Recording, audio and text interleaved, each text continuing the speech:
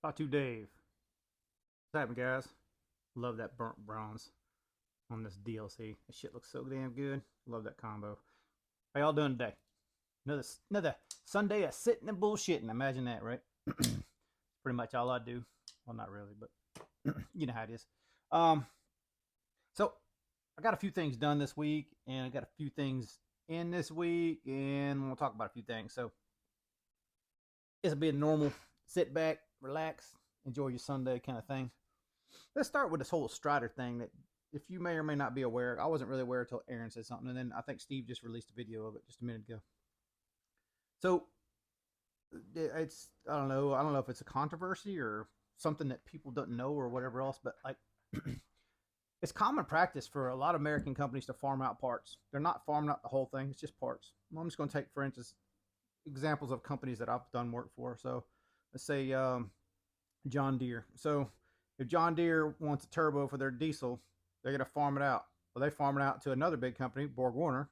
Borg Warner is going to farm their manufacturing, somewhat anyhow, to other little companies. So I work for a little job shop, which this is what we do as a job shop.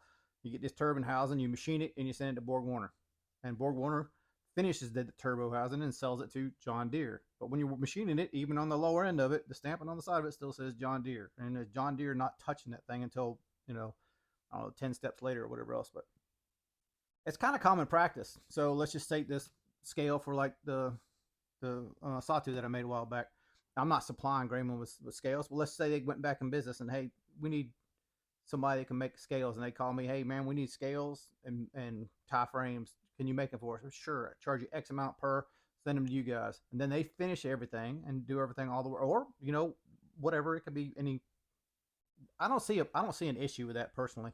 The main thing to me is it made here in the United States by American machinists, and that's the important part for me personally. We all value different things, but I don't know how much of a controversy it is for me with the whole Strata situation because, when Strider kind of broke apart, and I thought they quit making knives for a while, and maybe they did. I don't know. Um, you know, um, uh, MSCs were more common, less production Striders and that sort of thing, and then Strider started coming back. But from my understanding, they sold the shop on most of the equipment from that shop. So like they're producing as much nice now as they were when they had the shop, probably even more. If you remember back in them days, it's kind of obvious they were shopping it out. Like it seemed to me that they were. I assume that. I don't know if nobody else did or not, and I could be proven wrong. They may have a huge facility somewhere that I just wasn't aware of, and I'm not really like up on the latest and greatest, nor do I really care to be. But I just figured I'd throw my 2 cents of that out there. That kind of squishes it for a minute, I guess, from my standpoint. Y'all got opinions? Please leave them, or go watch Steve's video. Leave them on his video because he went directly into this video, and I just wanted to touch it and move. um, so you guys know that, like, if I do something for you guys, like whether it's a giveaway or the knife shirt, I don't expect anything in return. But thank you, CJ. CJ was very generous of you. No, he sent me a thank you, and also Will tried to, but it kind of worked out where um, he was trying to send me a knife that I'd already had and pretty much give it away. And I wasn't trying to be rude, and he knew that I wasn't trying to be rude. So I just, I said, I've had one. If I keep it, this is what's going to happen to it. He said, don't do nothing to it. Just send it back. Thank you, Will, as well. Will also said one Kershaw and one ZT, and I'm not really sure what I'm going to do with these. And to be honest with you, I don't think he had a really planned when he sent them either. But the 308, and I've had this 308 before. It's a good knife, but ultimately it didn't stay in my collection. I don't really know what Will wants done on this, so we may do something, we may not do anything. I don't know. And then the little Kershaw, which I can't remember the name of this one. They had a ZT that was almost just like it too. I can't remember the name. There's nothing wrong with either one of these knives the way they are. So he was maybe thinking regrind, but when I started feeling them, I was like, I mean, they can be reground. They're not.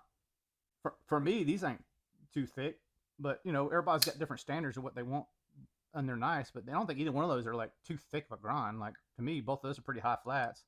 They're not full flats, but they're pretty high. So I mean, I could take them up a little bit more, but you get any higher than that, you're gonna get into the spine. So like, you're not talking about much. So I don't know that I'm gonna do anything with these. And there's not like, I couldn't see myself doing a hollow grind on that one. Maybe someone better than me could do a hollow grind on that, but for me, I don't know how to fade it and make it look right the way it's sitting. and make it perform good. Like I just don't know how to do that. Same with the 308. So I don't know. I may send these back to Will. I may do something with them. I don't know. It kind of depends on what he wants to do with them. Um, so let's talk about fixed blades for a minute. You can see all these. So I'm not a fixed blade guy. I think I told you guys that. I've told several people that. And let's see all the way down from here, pretty much all the way to there. It's not all my fixed blades, but it's most of them. But you can see I got a ton of fixed blades, and I don't really even care about them. Like, I mean, I won't say I don't care about them. I like them a little bit. Certain when you need one, right? Like I got one in my saddlebag right now. I forgot to get out, and there's a couple in the cars, and we always keep one in the cars and that sort of thing. But like some of them I keep just from like this right here was one that was made for me way back in the day. It's beat up and drawn on, everything else, but this was a project that a knife maker out of England was working on. He dropped it and broke the blade off, and he was all disappointed. It cracked and broke, but I was like, man, I can still see the potential in that. Just send it my way. And I love how thick these handles are. Look how thick those guys are. So for my big meat hooks, that's just so good. But now that I got the grinder, I might jump. I forgot I had these. I might jump back in it. These were in the bottom of my machinist toolbox because I had them in there for years. Actually, I got two of them, so I'll show you the other one too while we're at it. And they're all rusted up and beat up and everything else. But I mean, like the design. They're cool. They're nice and beefy. They're nothing special, but I think they're 01, if I'm not mistaken. Which I've never worked with on my grinder personally with 01. Dave Lowe's, which is a local knife maker. I traded in this one a while back. This is one of his knives. I may go in and do something to this one. Like now that I'm getting good with grinding, there's no reason why I can't just break these back out and do something with them, right? Like I feel like I should. Little Adamas fixed blade, but really some of these you can see I've used. Like that Lowe's knife too. I've used those. A lot of these I use for like certain tasks, but like they're not like something I have a lot of pride in or something like that. But every now and then I see a design. It sparks me, man. So like this one in particular, well, I'll just go this one first. Y'all know I love recurves, right? So this is another one that kind of sparked me, but I never really did anything a whole lot with it. But what is this one called? Something 7, operator 7, maybe something like that. Yeah, so a nice little recurve, nice fat chody guy. Like I like this guy. This is a good beefy guy. Leather sheath. That one I liked a lot. But anyway, like I was saying a minute ago, so sometimes you get, I don't know, I haven't had as much time to watch the YouTubes as much as I like to. I have time for this video, and like I'll skip around and kind of hit a video from time to time. And I see Scab all the time with Work Tough, and he acts like he can't use a knife, but you watch him in his videos, and he's a badass, and he knows he's a badass. He just don't admit it. But he can make any knife look good, pretty much. I mean, but anyway, long story short, I don't mean to Babylon, but I seen Pistol Pete's Scab sent Pistol Pete some knives to review, and he had this one on there. Man, I'm a sucker for a recurve. That's why I showed you that tops first. And I just really, just in particular, and I have to admit, this is because I started grinding, and I'm learning how to grind and learning how to do different things. And so when I see a knife like this, like I can bring it to the grinder over here, and I can actually try to mimic that grind, like just the wheel, no abrasives on it or nothing like this. And this fade line, this fade plunge, sweeping and then sweeping back down and back in, that's elegant, man. That's just sexy as hell. For me, like I can't do that yet. I would love to learn how to do it, and I'm gonna try to figure out how to do some of that, but I'm just a sucker for that grind. So as soon as I saw this one with the regrind and everything like that, I knew I was gonna buy this one, man. So this one's the Sylvania, I think, Work Tough gear. So I knew I had to get that one. Like, will I actually use it for anything? I don't know. I may end up being a saddlebag knife. I may take that Hogue out of there. I don't know. I may put it in one of the cars. I don't know. It's just one of those things, right?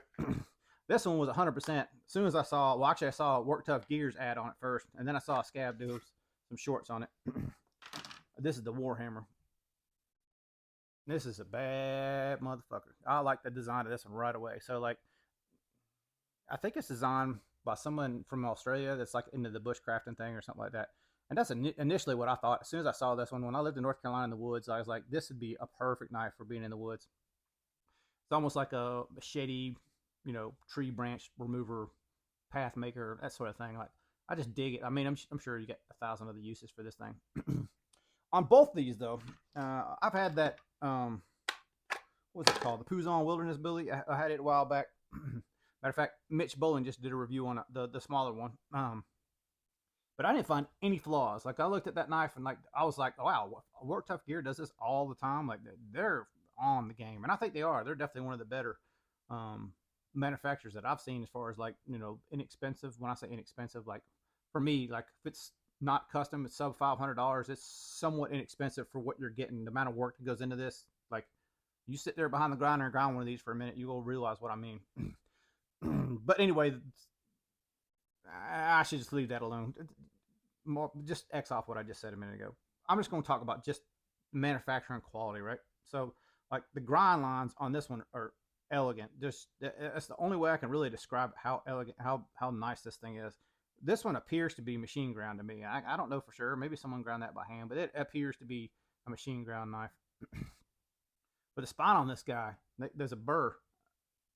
I don't know if you can even hear it. Probably not because I've got that mic on, but there's a burr on the whole top of it, which I don't remember that being that way on the T1000 Wilderness Blue. I remember it being kind of like a good square edge, but not a burr. This one, like it physically has a burr. Yeah, all the way around this whole backbone is a burr. So I don't know if that's how they intended to manufacture it, and it doesn't really make sense to me why they left it the way it is. Like you can tell the last move they made was here, standing here, and it rolled that burr up. And maybe that's what they wanted to do. Maybe a quick little stone in could have took that edge down a little bit. At least take the bite off of it, because when you put this in and out of the sheath, some of that kydex actually gets ripped by that backbone. So it's substantially sharp. So I will be fixing that. I know some people want it for fire strikers and everything else, and maybe that is the point of it. I don't know, but sharpening it should be from a manufacturing point of view, I guess. I mean, if you're going to be nitpicky, right? And even this Warhammer has it on this right here as well. It's on this whole edge, but the backbone has it too. It's not horrible, but it has it. But it's just like, I don't know. I won't say it's sloppy, but it's just like incomplete. It could have just one little extra step. Other than those two little minor nitpicks, man, this thing's like the fit and finish on these, the little workmanship, the little details on them. To me, this is great value of a knife. Work tough gear. All right, I'll quit beating that. Like I'm not a fixed blade guy 100%. So like you taking my word on fixed blades, you watching the wrong channel probably to start with anyhow. You probably should watch a Pistol Pete or some Scab, one of them other guys. All right, so while we're talking about all stuff that I'd been doing, I'm just going to go with a regrind. So this one was a regrind. It wasn't a knife. I'm kind of like getting in my collection to the, like I said, I'm more into folders. So I guess I kind of sort of want to experiment a little bit folders. And I started with I don't really have cheap knives, but lifestyle I care less about, I guess. Not care less, but you know what I mean? I don't care as much. That's what I'm at. So care less as in that result. I'm rambling. All right, here we go. This is Zermano harpoon. This one I got from Five Door Doug. So I did a hollow regrind here, and then the regrind that swedge. I want to take a little bit more of this harpoon and kind of bring it back just a little bit more, but I think that one came out pretty good too. It wasn't exactly the way I wanted it to come out, especially that top swedge wasn't exactly. I was trying to cut it a little bit shorter than that, and I kind of get that logo kind of got in the way. I wanted to keep that logo, but all in all, I'm pretty happy with the hollow grind. This one's at 220 again. So like the hollow grind itself, I'm pretty happy with. I got to learn some better techniques. This is not even sharp yet. This is just straight off the grinder pretty much. I got to learn some better techniques and sweep into this tip. This side didn't come out quite as even on the top swedge, but overall, like pretty close to even. Pretty happy with that result for the regrind.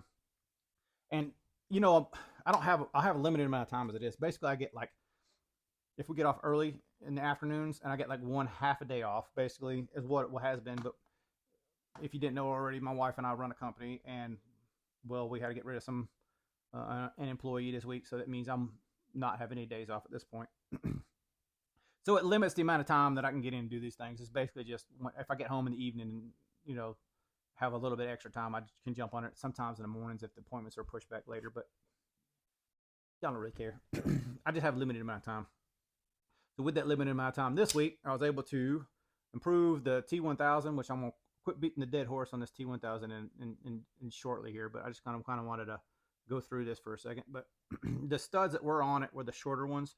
So I made these studs with the standoffs with the, no, not standoffs, but the terrace kind of top, step top, I guess you'd call it.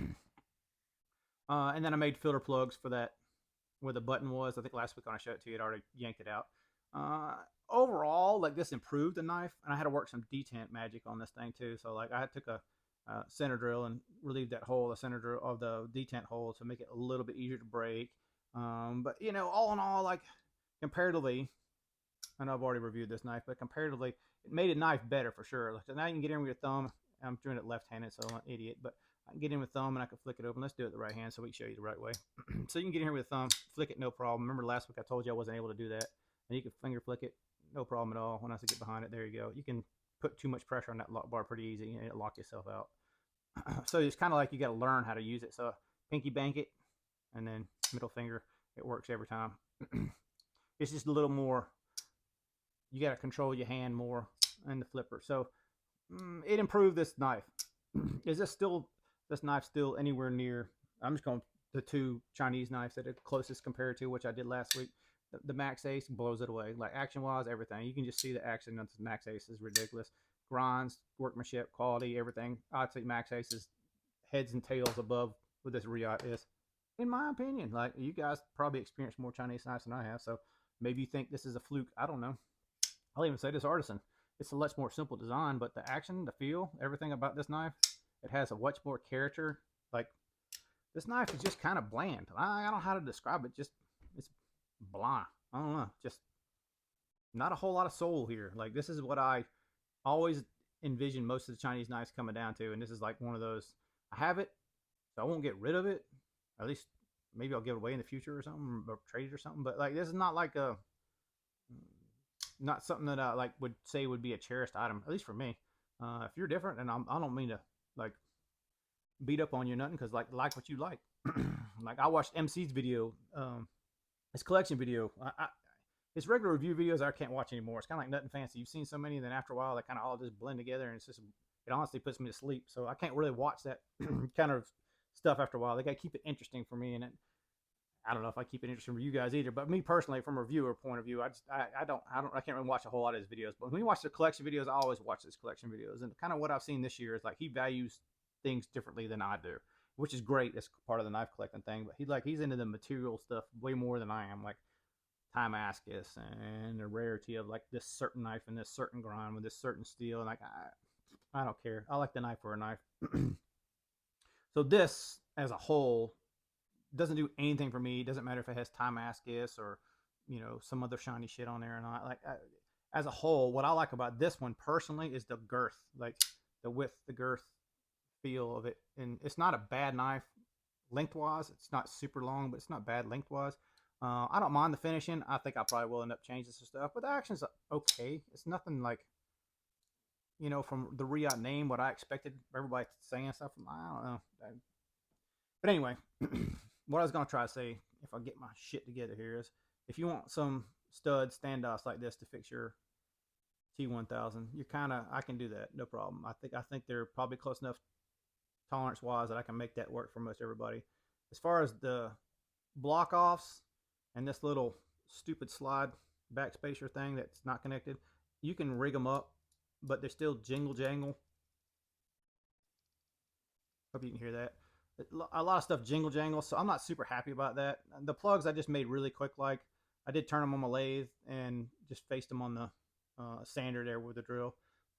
So they do have a different little pattern. I hope you can see that clear enough. And I guess I can make those too if you really wanted them. It's just annoying. The whole thing's annoying. And as a matter of fact, I'm pretty sure that the stock pieces in there weren't even steel. I'm pretty sure they're aluminum, which is dumb, but pretty sure there's some kind of aluminum. When I took them apart, I was like, damn, these are aluminum? What the hell? But anyway, the stud's not a problem to make it actuate, but you're still dealing with the safety crap. And could I make it work for just about everybody's knife? I probably could, but like I've only seen this one. I don't want to be in the T1000 mod group or nothing like that. Like I ain't trying to mod everybody's T1000, but like and you guys have one, you want it done. I'm going to set up and do a little run for these studs. This one, the studs that are on this might be a little bit, let's see if I can turn around and make it more sense. They might be a little bit step too much, like too coarse. So like the Max Ace is coarse, so it makes more sense. So let's show you this one here real quick. See how the steps are like super pronounced. I want to put them closer together and in smaller diameters as I go, like to make them a little more even. So I think this might be a little hard for some people's hands. So the only way I can really make this knife the way I like it is to have the knife in hand. I can make the studs. You can put the studs on yourself, but if you want it like the block off, and I'll try to put all this stuff back together with least amount of rattle and stuff, I'd have to have the knife in order to do it. Work the detent to make it easier, because like honestly, without working the detent on this one particular, I couldn't finger flick it still. Like I needed some kind of relief to be able to finger flick it. So like I know my buddy Steve got one. Mitch, I know you got one. If you guys want the studs only, let me know. But if you want the whole thing reworked, just hit me up. We'll get it sent in, and I'll when I get time, I'll try to do all that stuff for you guys. That's just an option for you guys. So anybody else that got one of these that watches this video, let me know. We'll do it. I don't care. I can make 2 pairs, 3 pairs, 10 pairs. You know, I'd have to get material to make a lot more than a couple. But you got one, you want the studs, let me know. Hit me up, and I'll try to get it done. I had to order some tooling for the lathe, because basically everything I got around, I'm shimming up to make it on center, which most of you guys don't even know what the hell I'm talking about. But I finally got some tooling and a cut off, so I don't have to cut it off with a angle grinder and then face it back. I could do it all pretty much one op at this point. So anyhow, as I'm rambling like a mofo, I guess I'm gonna call it this week. I got work to do. Got to get a workout in before I go to work. So y'all have a great Sunday. Obviously it's Sunday morning right now. Hit me up if you want them studs. I'm gonna try to start it on Tuesday. So if you don't hit me before Tuesday, I may or may not get back to you. All right, y'all be cool. Have a great week. See y'all next week. Later, y'all.